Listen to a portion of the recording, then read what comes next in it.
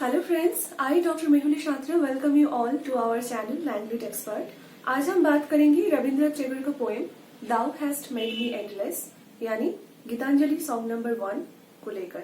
ठीक है, तो आज का टॉपिक है गीतांजलि के सॉन्ग नंबर 1। ठीक है, तो आप जानते होंगे कि गीतांजलि का जो थीम है मोस्ट ऑफ द पोएम्स की, वो है डिवोशन। ठीक है, तो मोस्टली हमको कौन सी थीम देखने को मिलते हैं? डिवोशन। ठीक है, और आइए हम पहले थोड़ा सा गीतांजलि के बारे में ही बात कर लेते हैं, उसके बाद हम सॉन्ग को एनालाइज करेंगे। ठीक है, नेक्स्ट हम क्या देखते हैं कि कुछ पोएम में ऐसा भी थीम होता है जहां पर स्पिरिचुअल यर्निंग है, स्पिरिचुअल यर्निंग, तो उस चीज के भी हम झलक देख सकते हैं इनके पोएम में। ठीक है, क्या देख सकते हैं? Spiritual yearning. ठीक है, नेक्स्ट हम क्या देख सकते हैं कि इनके पोएम में किन चीज की प्रभाव बहुत ज्यादा देखने को मिलते हैं। ठीक है, गीतांजलि में जितने भी पोएम हैं उसमें हमें किन चीज की प्रभाव सबसे ज्यादा देखने को मिलते हैं? पहले तो हम ये देख सकते हैं कि उनकी पोएम में मिस्टिसिज्म काफी देखने को मिलते हैं। ठीक है, तो देखने को क्या मिलता है? मिस्टिसिज्म, जो मिस्टिक थॉट होता है उसको हम देख सकते हैं इनके पोएम में। ठीक है, उसके बाद हम ये देख सकते हैं कि बंगाल के जो फोक म्यूजिक होते हैं, फोक सॉन्ग्स होते हैं, उनके भी काफी प्रभाव देखने को मिलते हैं, है ना? Folk music of Bengal. Folk music में एक डिस्टिंक्ट चीज शामिल है। बंगाल के फोक म्यूजिक में एक डिस्टिंक्ट चीज शामिल है, वो है बाउल गान। अच्छा, ये जो बाउल है ये एक प्रकार के फोक सिंगर होते हैं। ठीक है, जो कि एक जगह से दूसरी जगह पे घूम के गाना गाते रहते हैं और साथ में इनके पास एक इंस्ट्रूमेंट रहते हैं, स्ट्रिंग इंस्ट्रूमेंट, जिसको हम एकतारा बोलते हैं। तो वो एकतारा बजा के गाते हैं। उनके गाने की जो लैंग्वेज है वो बहुत ही सिंपल होते हैं, लेकिन उनकी जो एक्चुअली में गाने का जो थीम रहता है, गाने का जो मेन उसके मैसेज रहते हैं, वो है बहुत ही स्पिरिचुअल। मतलब कोई पर्टिकुलर रिलीजियस सेक्ट के साथ वो कनेक्टेड तो नहीं रहते, लेकिन उनके गानों में वही अल्टीमेटली भगवान को पाना, और वो भी बहुत ही सहज तरीके से, ये चीज इनके गाने में बहुत ज्यादा देखने को मिलते हैं। और वही सिंप्लिसिटी हमें टैगोर के पोएम में भी देखने को मिलते हैं। और हर पोएम लगभग गीतांजलि की यही है कि भगवान को पाने की जो एक अंदर से यर्निंग आती है, एक अंदर से जो चाहत आती है कि हम भगवान से मिलेंगे या भगवान के आशीर्वाद हमें प्राप्त होगी, या फिर संसार में रहकर भी हम संसार की चीजों में उलझे ना, है ना, और भगवान को पाने की रास्ता जो है वो हमारे लिए स्मूथ रहे। तो ये सारी चीजें, कई प्रकार के पोएम वहां पर है। कुछ पोएम तो नेचर को लेकर डील किए गए हैं, कुछ पोएम में आपको प्योर डिवोशन देखने को मिलेंगे। तो गीतांजलि मोरलेस ऐसे टॉपिक के ऊपर पोएम उसके लिखे गए हैं। ठीक है, अच्छा, गीतांजलि के बारे में कुछ और इन्फॉर्मेशन में आपको जानना जरूरी है। जैसे गीतांजलि तो मेनली बंगाली में लिखा गया था। गीतांजलि का मतलब होता है, गीतांजलि इसका मतलब होता है गीत प्लस अंजलि, है ना, गीतों की अंजलि। तो इसका मतलब होता है गीत से अंजलि प्रदान करना। तो इसको इंग्लिश में हम गीतांजलि भी लिख सकते हैं या फिर लिख सकते हैं सॉन्ग ऑफरिंग्स। ठीक है, अब पहले तो जैसे आपको मालूम है कि ये तो बांग्ला में ही लिखा गया था शुरू में, फिर इंग्लिश में इसके ट्रांसलेशन हुए हैं। ठीक है, इंग्लिश ट्रांसलेशन के बाद फिर उनको इसके कारण, इसके इंग्लिश ट्रांसलेशन के कारण इनको नोबेल प्राइज प्राप्त हुए, और वो हुआ 1913 में।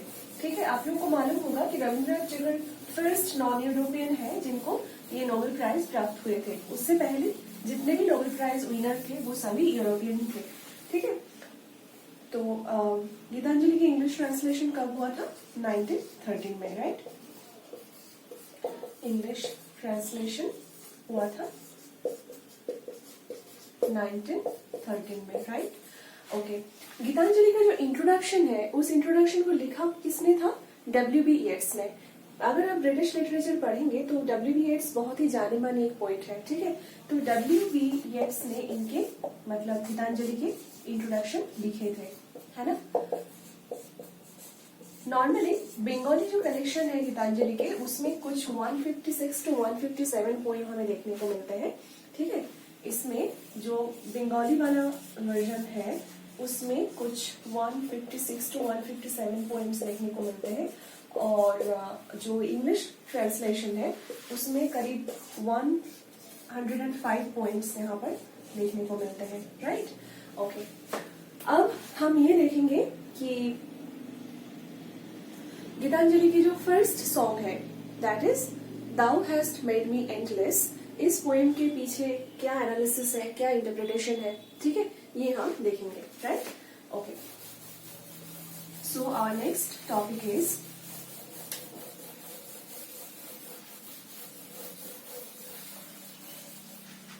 Song number 1। ठीक है, Thou hast made me endless। ठीक है, ऑलराइट। अब इस पोएम में हमको क्या देखने को मिलता है?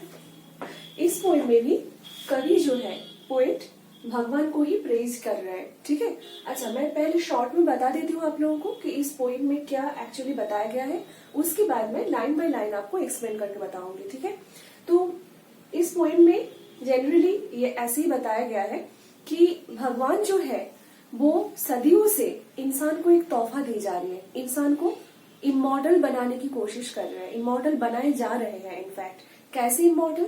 जैसे हम सभी को पता है कि मैन इज मॉर्टल, मतलब इंसान जैसे जन्म लेते हैं वैसे इंसान की डेथ भी हो जाता है, ये हम सभी को पता है।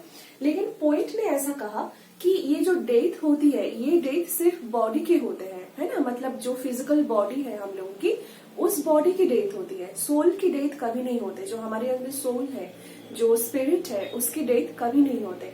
इनफैक्ट हर बार जैसे इंसान को फिर पुनर्जन्म मिलते हैं, रीबर्थ मिलते हैं, रीइंकार्नेशन मिलता है, चाहे वो किसी भी फॉर्म में हो। ठीक है, तो उस स्पिरिट को हर बार एक नई बॉडी मिलती है भगवान के द्वारा। ठीक है, मतलब अंदर जो स्पिरिट है, जो सोल है, वो तो इमॉर्टल है, लेकिन उसको हर बार एक नई बॉडी मिलता है। राइट, लाइक मतलब ऐसा है जैसे कि आप हर बार घड़े से पानी निकाल दो और फिर घड़े में पानी भरो। ठीक है, तो वो वैसे ही है। तो और भी कई इमेज इस पोएम में अप्लाई की गई है इस प्रोसेस को डिस्क्राइब करने के लिए, लेकिन इस पोएम में मतलब जो मेन जो मैसेज है वो वही है। ठीक है, thou hast made me endless is मतलब this is the first line of the poem. Poem का ये पहला लाइन है और इसी में आपको ये पता चल जाएगा कि पूरा पोएम जो है उसमें क्या लिखा है। अच्छा, थोड़ा बहुत आर्केइक इंग्लिश के यूज हुए हैं इसमें, मतलब जो इंग्लिश अभी नहीं चलते हैं बहुत ज्यादा कन्वर्सेशन में, मतलब ओल्ड इंग्लिश यहाँ पर यूज हुए हैं जो कि अभी नहीं यूज होते।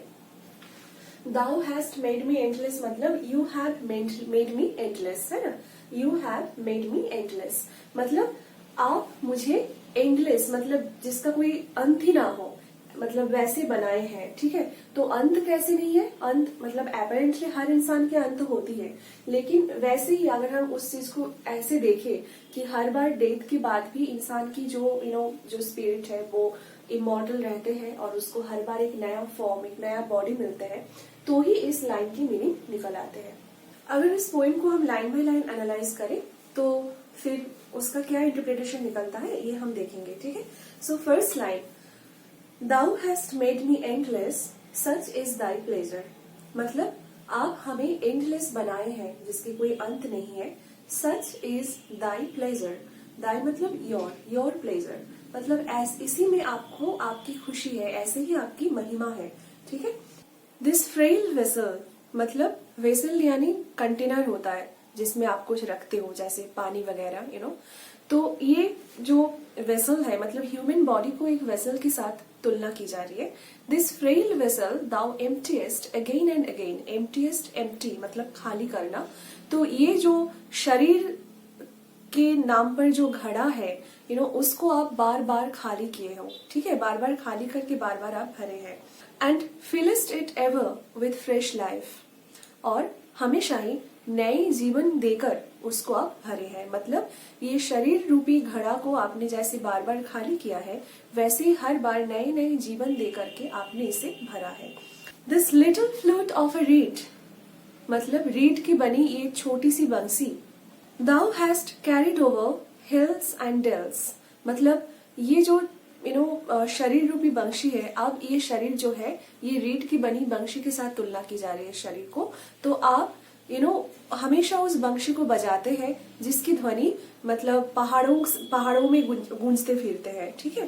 And hast breathe through it melodies eternally new, और हमेशा ही इन बंशी में नए नए सुर भरते रहते हैं, ठीक है। At the immortal touch of thy hands, आपके हाथों के ये जो छुअन है वो इमोर्टल है, मतलब जो कभी खत्म नहीं होते।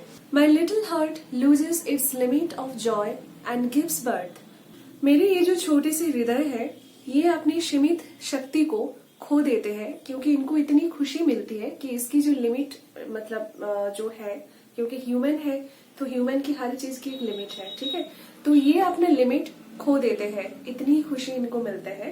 And gives birth to utterance ineffable, मतलब जो अटरेंस है जो अटर करते हैं ह्यूमन बीइंग, तो उसकी फिर बर्थ होता है, उसके फिर जन्म होते हैं। अटरेंस इनएफेबल मतलब जो अटरेंस जो हम बोलना चाह रहे हैं, that is too great to be expressed in words, मतलब वो इतना अपनी खुशी को हम शब्दों में एक्सप्रेस नहीं कर पा रहे हैं, ठीक है। इतना ज्यादा खुशी होती है जब हमें ईश्वर की स्पर्श मिलते हैं। Thy infinite gifts come to me only, मतलब आपकी ये जो इनफाइनेट गिफ्ट्स है, मतलब जिसकी फाइनेट मतलब जिसके अंत है, जिसकी सीमा है, इनफाइनेट जिसकी कोई सीमा नहीं है। तो आपके ये जो गिफ्ट्स है, आपके जो उपहार है, ये मेरी तरफ कैसे आते हैं? On this very small hands of mine, मतलब मेरे इतने छोटे छोटे हाथों में, मतलब आपके उपहार जो है वो इतना ज्यादा है कि मेरे इन छोटे हाथ कम पड़ जाते हैं आपके उपहार को लेने के लिए। एजेस पास एंड स्टिल दाउ पावरेस्ट, मतलब ऐसे पता नहीं सदियां गुजर जाते हैं, लेकिन फिर भी आपकी जो आशीर्वाद है, आपकी जो ये उपहार है, and still there is room to fill, मतलब जैसे सदियां गुजर जाते हैं आपके दिए हुए उपहार जो है वो हमेशा बरसते रहते हैं, लेकिन फिर भी और भी पता नहीं ऐसे कितने उपहार और भी आपसे पाना बाकी है, और आप हमें ऐसे देते जाएंगे, ठीक। तो अभी तक हम क्या देख सकते हैं कि इस पूरे पोएम में जो एक्सप्रेस किए गए हैं, that is a very simple message कि इंसान जैसे जन्म लेते हैं, एपरेंटली इंसान की डेथ होती है, लेकिन वो डेथ जो है वो सिर्फ मॉर्टल बॉडी की डेथ होता है ना। इमॉर्टल सोल जो है वो हमेशा ही एज इट इज रहते हैं, जिसको हमेशा नए नए रूप, नए नए बॉडी मिलते हैं, ठीक है। तो यहाँ पर हम एक चीज देख सकते हैं कि ह्यूमन बॉडी और ह्यूमन सोल को कुछ चीजों के साथ उसकी कंपैरिजन की गई है। फर्स्ट कंपैरिजन किस चीज के साथ किए गए हैं? फर्स्ट कंपैरिजन किए गए हैं वेसल के साथ, है ना। वेसल के साथ ह्यूमन बॉडी को कंपेयर किए गए हैं, और सोल को कंपेयर किए गए हैं फ्रेश लाइफ, ठीक है। नेक्स्ट और किसके साथ कंपेयर किए गए हैं?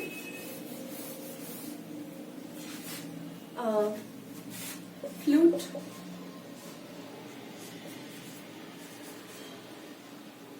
मेड ऑफ रीड के बनी फ्लूट। अच्छा, उसको किससे, मतलब ये है ह्यूमन बॉडी, ठीक है। और सोल को यहाँ पर किसके साथ कंपेयर किया गया है? सोल को कंपेयर किया गया है न्यू मेलोडीज, नई धुन, ठीक है, उसके साथ सोल की कंपैरिजन हुई है, ठीक है, न्यू मेलोडीज, राइट। ओके, अब हम ये देखेंगे कि पोइट का जो एक्चुअली जो यूज ऑफ लैंग्वेज है, ठीक है। पहले तो हमने यूज ऑफ इमेजेस देखी है, और आप देखो कि ये जो इमेजेस है ये बहुत ही सिंपल इमेज है जो कि हम डे टू डे लाइफ में यूज करते हैं, जैसे वेसल या कंटेनर, ये भी डे टू डे लाइफ में हम यूज करते हैं। फ्लूट, ये भी हमारे बहुत फैमिलियर इमेज है। तो इमेज भी बहुत सिंपल यूज किए गए हैं ताकि ये जो मैसेज है ये एक स्पिरिचुअल मैसेज है।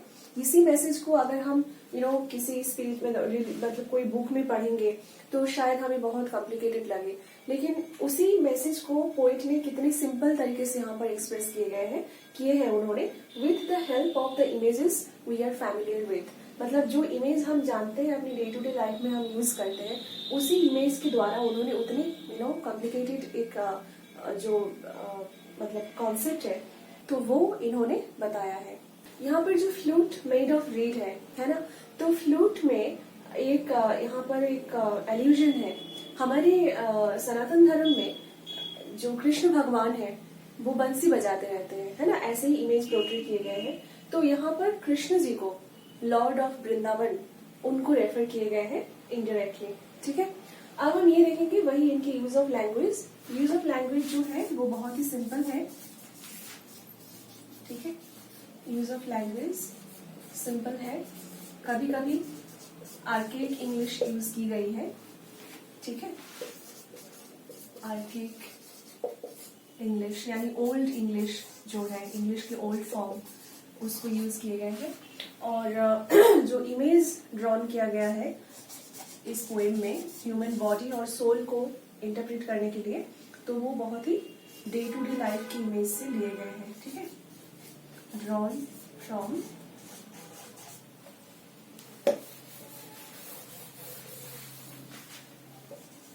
Daily life. ठीक है, आई होप ये पोएम समझने में आपको दिक्कत नहीं आ रही होगी, आपको अभी पोएम जो है क्लियर कट समझ में आ रहा होगा। मिलते हैं नेक्स्ट वीडियो में। Thanks for watching.